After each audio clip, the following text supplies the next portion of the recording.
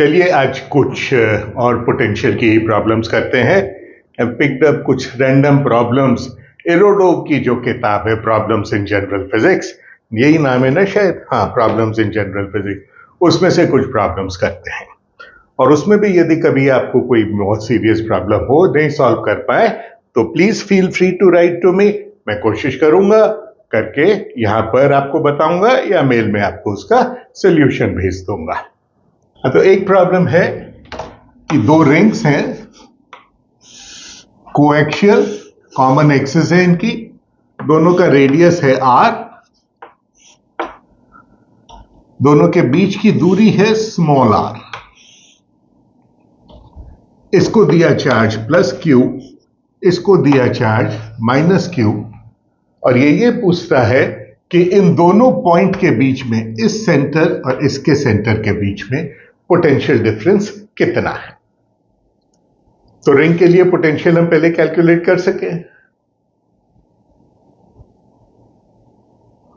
Late us call this point as A, point B. Now potential at point B due to this ring is KQ. ये distance कितना है?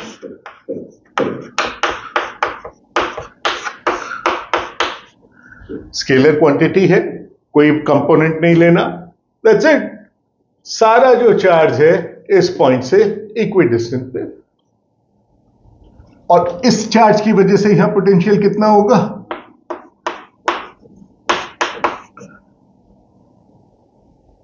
What about the potential at A? इस negative charge की वजह से होगा minus KQ,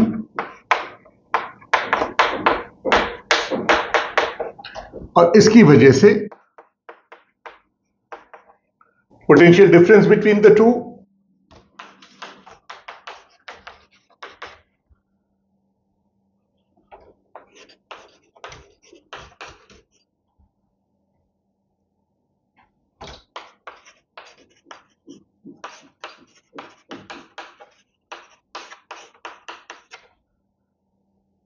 okay, यहां पे भी करके छोड़ देते हैं तो वो भी ठीक है। It is always good to solve the problem.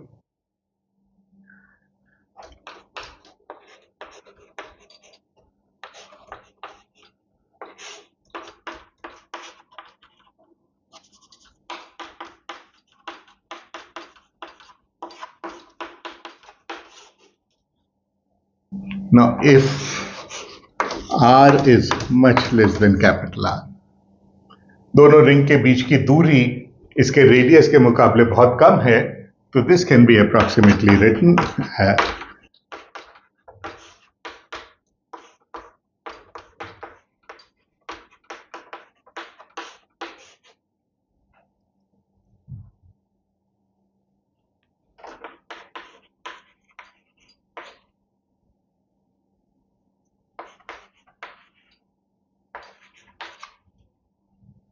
एक इंटरेस्टिंग प्रॉब्लम।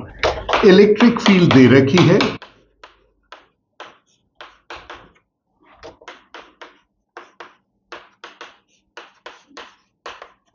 और इसकी वजह से पोटेंशियल पता करना है। पर a given electric field potential पता करने की क्या तरकीब है हमारे पास? हम कहते हैं slight change in potential difference, और dV is E dot dl, and dl I dx plus j dy। Two dimensions में लिमिट कर रहे हैं तो therefore dv is E dot dl 2ax y dx plus a x square dy minus a y square dy। now इस term को देखिए, this looks like a d of x square y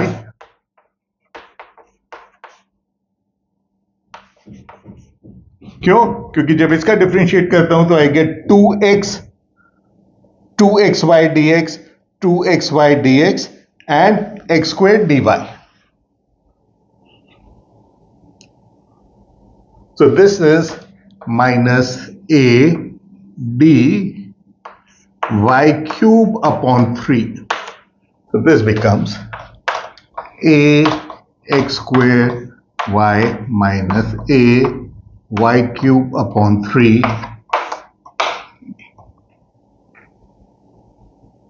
So the change in potential because of this electric field, infinitesimal change, is given by this. Therefore, potential is obviously a x square y minus a y square by 3. Always a good idea शुरू में कि check कर लीजिए हमने जो किया है ठीक किया है या नहीं. Take the gradient. Electric field is equal to minus gradient of V, which is I del V by del X minus J del V by del Y. Substitute करके देखिए आपके पास वापस वो इलेक्ट्रिक फील्ड आ गई, मतलब हमने सही काम किया. ये भी एरोडोम में से ये इंटरेस्टिंग प्रॉब्लम है. ये बोलता है एक कंडक्टिंग स्फेरिकल शेल है जिसका इनर रेडियस और आउटर रेडियस दे रखा है. सॉरी, ये स्फीयर नहीं बना.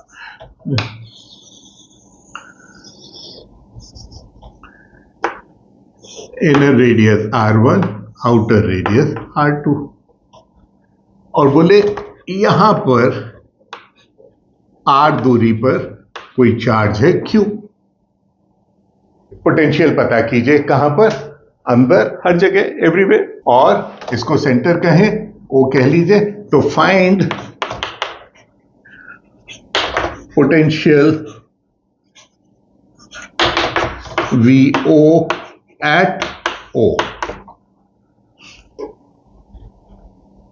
अब ये कंडक्टिंग है तो क्या होगा, Q है तो इसके ऊपर एक चार्ज इंड्यूस होगा माइनस Q,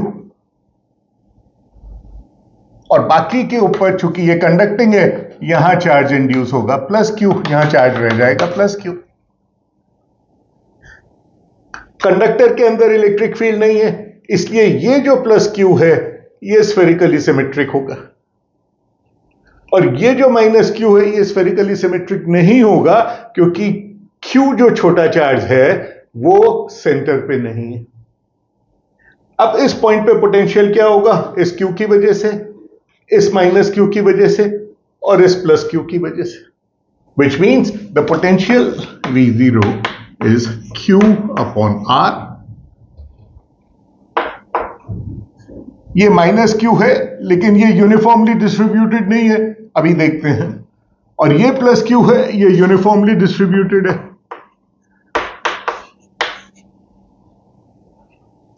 अब ये यूनिफॉर्मली डिस्ट्रीब्यूटेड नहीं है तो इसका क्या फर्क पड़ेगा, यहां चार्ज है तो यहां माइनस Q ज्यादा होगा, माइनस Q का ज्यादा फ्रैक्शन यहां होगा, यहां कम होगा.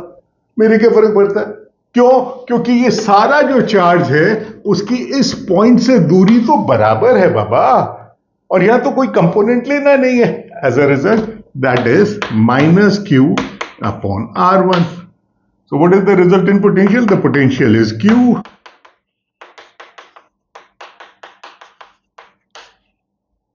तो ये प्रॉब्लम क्यों कराई, आसान सी प्रॉब्लम थी, सिर्फ इसलिए बताने के लिए कि in the presence of the conductor कोई भी चार्ज हो, अलग अलग सरफेस पे चार्ज इंड्यूस हो जाता है, कभी यूनिफॉर्म होता है कभी यूनिफॉर्म नहीं होता है, उनका क्या फर्क पड़ता है.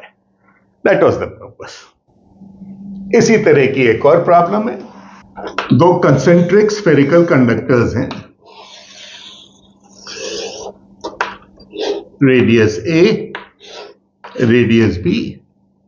अंदर वाले पे चार्ज है प्लस Q1.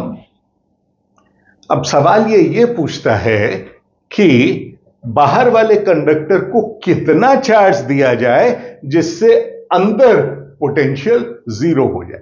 तो अंदर पोटेंशियल क्या होगा, अंदर पोटेंशियल होगा K Q1 upon A plus K Q2 upon B. क्योंकि जो सरफेस पे पोटेंशियल है वही अंदर पूरी जगह होगा, क्योंकि अंदर इलेक्ट्रिक फील्ड जीरो होती है कंडक्टिंग शेल के अंदर, which means potential is same as the potential on the surface. बहुत बार पढ़ चुके हैं। एंड दिस ये डिमांड करता है कि जीरो होना चाहिए। This implies Q2 is equal to minus Q1 B upon A, as simple as that. यहां तो पोटेंशियल जीरो हो गया। अब मैं ये पता करना चाहता हूं यहां पोटेंशियल क्या होगा और यहां पोटेंशियल क्या होगा। ये डिस्टेंस है R, इसकी वजह से पोटेंशियल होगा K Q1 अपॉन R, इसकी वजह से अंदर पोटेंशियल होगा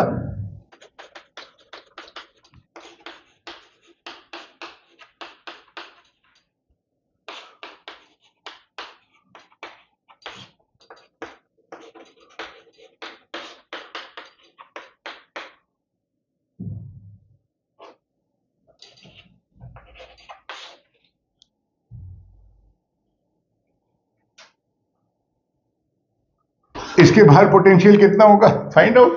दोनों की वजह से कितना पोटेंशियल होगा। ये भी एरोडोम में से ही है। Interesting problem. 4 प्लेट्स हैं हमारे पास।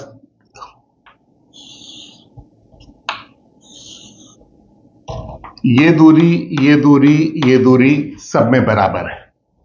कंडक्टिंग प्लेट्स हैं, इन दोनों को आपस में हमने जोड़ दिया और इसके बीच में एक पोटेंशियल डिफरेंस अप्लाई कर दिया।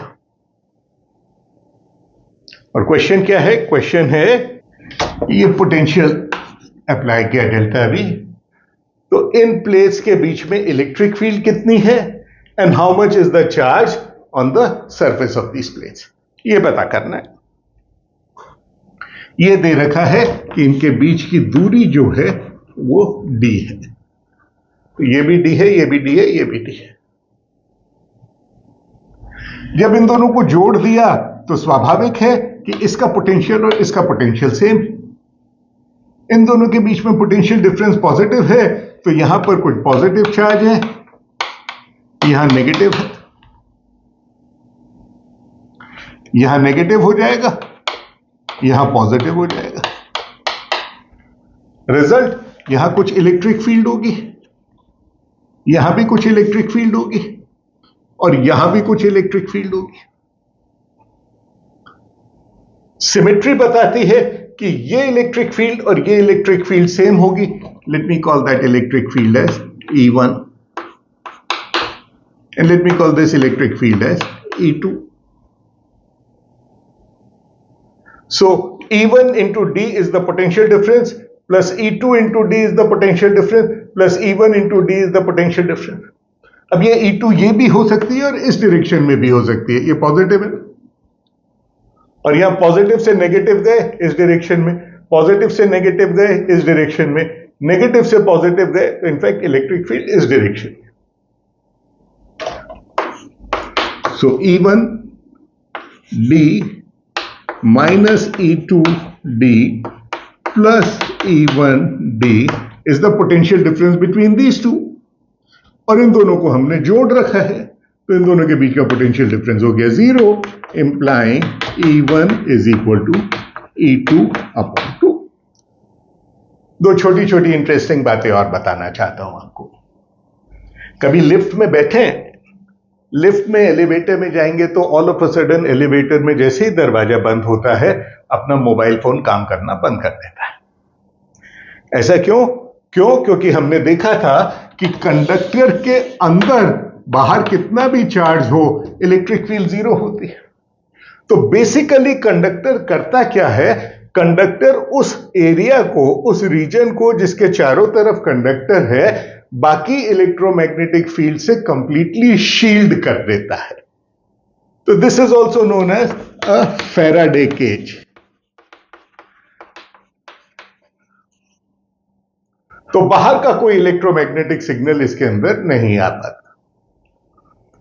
यही बात कार में भी होती है।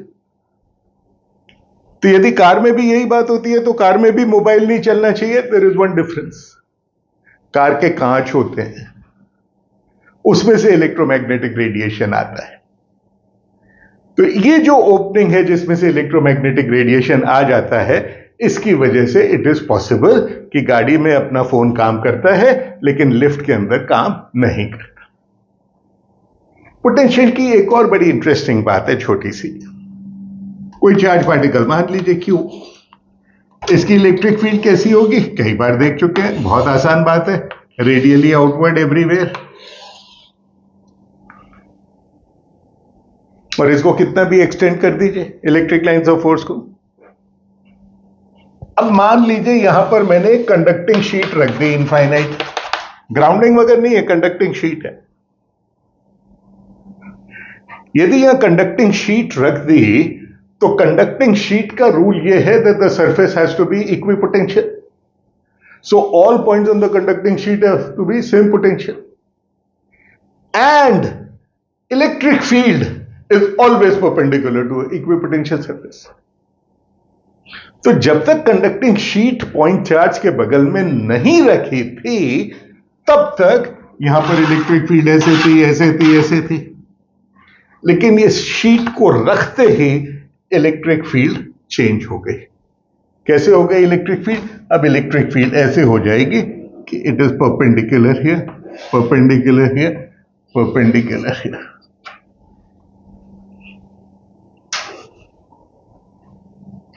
बाकी भी चेंज हो जाएगी, हां सारी चेंज हो जाएगी।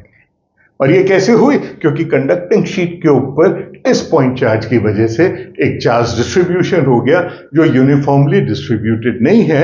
रिजल्ट क्या है? रिजल्ट ये है कि जो भी नई इलेक्ट्रिक फील्ड बनेगी वो इसके यहां पर परपेंडिकुलर होगी। एक और इंटरेस्टिंग बात थी, हमने डायपोल मोमेंट को डिफाइन किया था। कैसे? दो बार डिफाइन कर चुके हैं।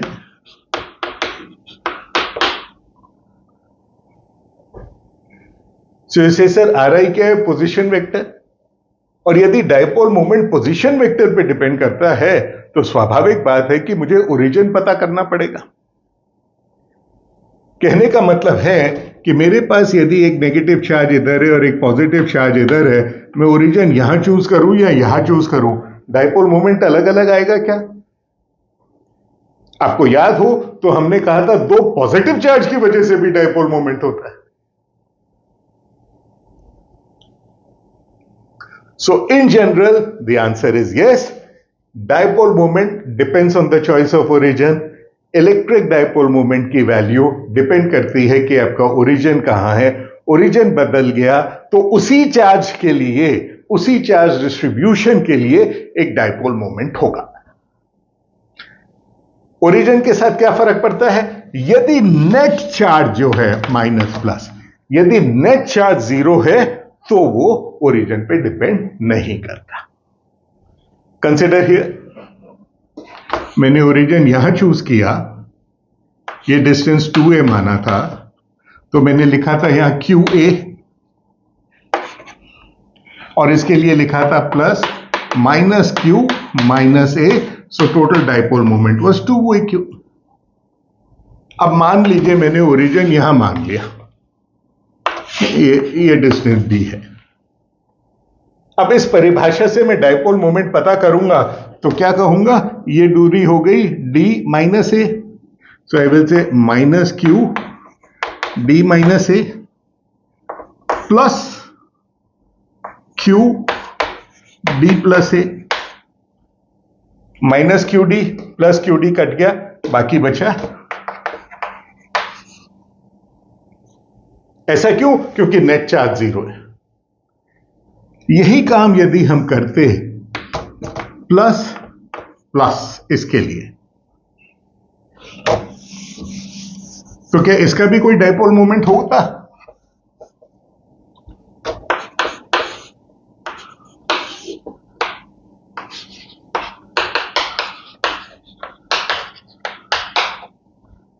यदि ओरिजिन यहां लिया, वही बात 2a, तो इसका डायपोल मोमेंट हुआ QA plus Q into minus A, ये जीरो हो गया। बट यदि मैंने ओरिजिन यहां लिया डिस्टेंस d दूरी पर, अब क्या होगा डाइपोल मोमेंट? अब डाइपोल मोमेंट होगा q d minus A plus q d plus a,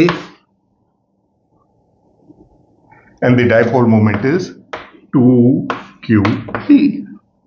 Doesn't depend upon a, इसके ऊपर नहीं डिपेंड करता, इस पे डिपेंड करता।